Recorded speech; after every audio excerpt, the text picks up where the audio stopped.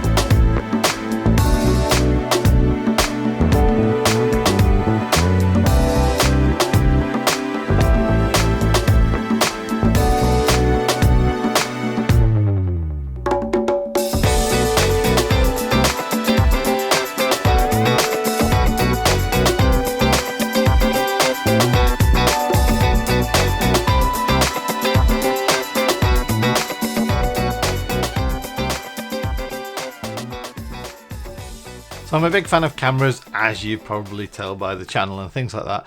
And the reason behind that is I do like taking pictures, but it's kind of also led by having the YouTube channel, wanting to take better images or make the process of making a video better or more enhanced, shall we say. So the GoPro Fusion for me is the ability for it to capture everything. It's got two cameras. It's pretty much like a GoPro Hero 5 or Hero 6 stripped down and then split and then kind of bonded back together, but two of them, and then with the big battery in the middle. So the idea behind the GoPro Fusion for me was to be able to capture what I'm doing. Say for example like this, now I'm at my desk and I'm talking about unboxing a product. Well, I can have this kind of like sat to one side and basically record everything I'm doing, and then it's got this great feature called over capture, whereby it produces this obviously big sphere of 360 image of everything it's recorded, but you can pick your little sort of screen, your little 16 by 9 screen of where you're looking.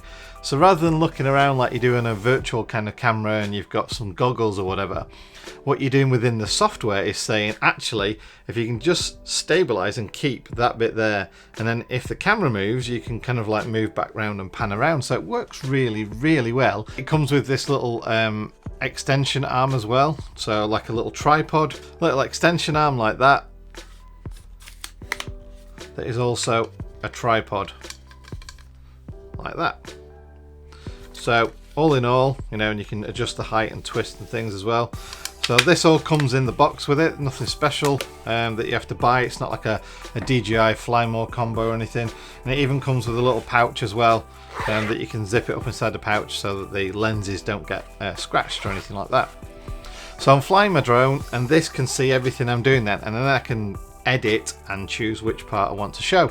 There are 3 microphones on top to give you spatial audio, so 360 audio can be captured, and what that means is as you pan around, if someone's talking, if the person starts to be on the left hand side and then you pan past them and then they're on the right hand side, the audio flips, so the audio knows that the person's moved and therefore moves the channel from left to right. Very, very clever. Now let's unfortunately move away from all those great things and talk about the reality of owning it. The reality is it's no good in low light whatsoever. You get very grainy, noisy images from it. So I've got quite a decent i7 processor machine with 16 gig of RAM, decent graphics card, and it takes around about 30 minutes, 25 to 30 minutes for this to actually edit the 1 minute of footage. And what do I mean by that? Well, in order to use this, you have to put the footage into the Fusion software. That then brings it together and stitches those two camera sides together, and from that image then you can go and edit it in Premiere or Final Cut Pro. And the software does allow you some plugins that allow you to do that, sort of like pick the area you want to sort of focus on, and then go through the editing process. But you can't really do anything with it at all until it's gone through the editing process. Even the fact that the colors look all sorts of wrong, whether you choose their ProTune color theme or standard one, until it's gone through this stitching process, the colors and everything just appear so wrong. You can't use it until it's done that. So you have to understand that for every minute of footage that you've got that 25 minutes, say, of actual stitching time to then be able to use it in your editing software. So say for example, I was out over the weekend, we drove over a bridge, that's a nice bridge over the River Severn, and it was around about 4 minutes of footage. I came back, stitched it together, and that was almost 2 hours. So that's 2 hours to go through that 4 minutes of footage just to stitch it together so I can then use it to edit it elsewhere. And then that for me is like a bit of a deal breaker, because that's using my computer that I can't really use it for anything else then. You have to actually give your entire resources up to the PC for this. If you start doing other things, it just slows it down. The next issue I've got with it is when you switch it on and off, sometimes it doesn't quite switch off. It gets a battery drain kind of issue, and the only way around that then is to basically flip the side out, flip the battery out like that, and that then basically resets whatever fault it is inside. So whatever the fault is inside, apparently they're aware of it, but yeah, there's something that drains the battery. Even though you've switched it off, there's something that still drains the battery. The other thing about that is, the reason why you know it's drained the battery is it gets really warm, and when it's powered on and you're using it, it gets really warm, like really warm, gets very hot to touch. It's February right now here in the UK.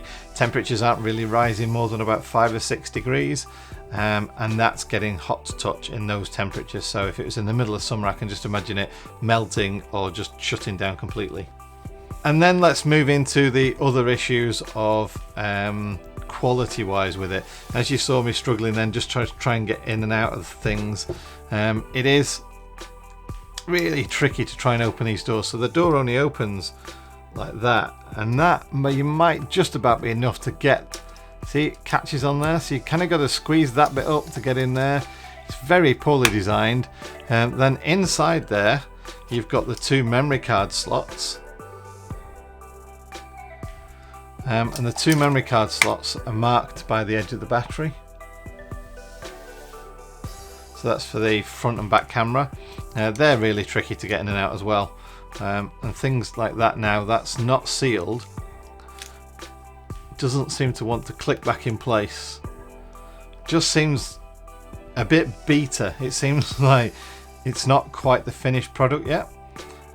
You have got this lovely clip system on the bottom for the bracket that allows you to slide it in, slide it out, but that is unique to this. So although that mount there is GoPro mount, there's nothing else that mounts in there, and that doesn't work anywhere else. It just seems weird, the fact that you can take it off, but once you've taken it off you've got nowhere else to mount it. There's not a screw in the bottom or anything like that. It just seems that they've done this purely so that they can still get to the bottom for maintenance or something like that. But yeah, that's what that does at the bottom there, unclips and clips back in place. Again, this little tripod thing, it's nice, it's a good handheld grip, extends a little bit, doesn't extend too high, so you can't use it as a floor standing tripod. You can kind of use it as a selfie stick sort of thing though, or a little tripod like that. So yeah, I also wanted to say that when you plug it into your computer, because it has got a USB-C connector on the side there, you can plug it into your computer to do things like updates or to import the footage. Whenever you do that, it seems to crash, or it says there was an error importing footage, and then you unplug and plug back in, it doesn't seem to work that, and it gets immensely hot as well. So the USB side of things, I wouldn't even bother with that. I've been just taking the memory cards out and using them, and that seems to be slightly more reliable. So the little screen on the back there, you can actually go through without using it paired up to your phone. You can also use it paired up to your phone and go through the options that way as well. But if you're not using it on the phone, you're just using it on a selfie stick, you can go through the options there and turn most features on and off, and also change the resolution, recording resolution. In 5K it'll do 30 frames a second, but in 2.7K, which is like half of 4K-ish, it'll do 60 frames a second, so you get kind of a little bit semi-slow motion out of it as well. It's a UK model, so it actually says 50 on this one, unfortunately, because I've chose PAL. as the video format, but if you choose NTSC on there, the video format actually changes, and then you can get 60 frames a second in 2.7. Again, it can do time lapse as well as video, and it'll also do stills as well. So you know, its features are pretty much comparable with the other GoPro cameras, and the images it produces, if you are in you know, in good light, are really good. I've got no problems with them whatsoever, and it is just the fact that for me it's got these weird hot faults. The battery drain issue, the fact that I can't really connect it to a computer, you got to take out the two memory cards that are a bit fiddly all the time. The real thing I wanted to use it for, which was to aid me with producing videos, it's no good for, because its low light capabilities are pretty rubbish. Yeah, it just doesn't feel like a finished product. So the unfortunate thing is for me right now, this is going to go back. You know, there's nothing really I can use it for. I didn't buy it to go and do skiing or fly around in a plane, or you know, go and do mountain biking or anything like that. And also I bought it to be used in the UK, and we don't have fantastic weather in the UK, so the fact that its low light capabilities are a bit average, yeah, it's just unfortunately not going to work out for me. So if you've got any comments or any questions, please do feel free to ask below, and I'll answer them as best I can. If you did like the video, please do hit that thumbs up button, and if you're not already, please consider subscribing. Until next time, take care, bye.